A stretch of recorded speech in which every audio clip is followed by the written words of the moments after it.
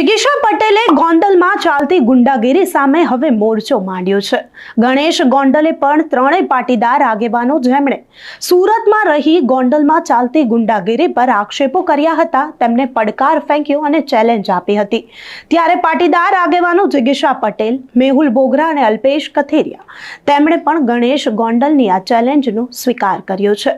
જિગીશા પટેલ અને અલ્પેશ કથિરિયાએ પણ હુંકાર ભર્યો છે અને ગણેશ ગોંડલને વળતો પડકાર ફેંકી તેમની ચેલેન્જનો સ્વીકાર કર્યો।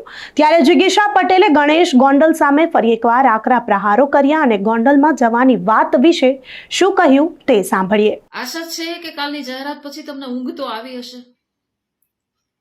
સુલતાનપુરથી ફેંકાયેલા પડકારને સ્વીકારી આવતીકાલે એટલે કે 27/4/2025 રવિવારના રોજ અલ્પેશભાઈ કથિરિયાની આગેવાનીમાં અમે લોકો ગોંડલમાં ફરવા આવી રહ્યા છીએ। અપેક્ષા એવી પણ છે કે તમે તમારા પપ્પાને કહી નગરપાલિકાનો ટેકો લઈ જેસીબીથી રોડ ન ખોદી નાખતા, ખાડા ન ખોદી નાખતા, જેવી રીતે દલિત સમાજના આગમન વખતે કર્યું હતું। અને ગોંડલના દરવાજે મહેમાનોના સ્વાગત માટે સામૈયું લઈ અને તમે કીધું એ પ્રમાણે તૈયાર રહેજો। રાત્રે 2 વાગે નહીં, ધોળા દિવસે તમને દેખાય એવી રીતે ગોંડલમાં આવી રહ્યા છીએ।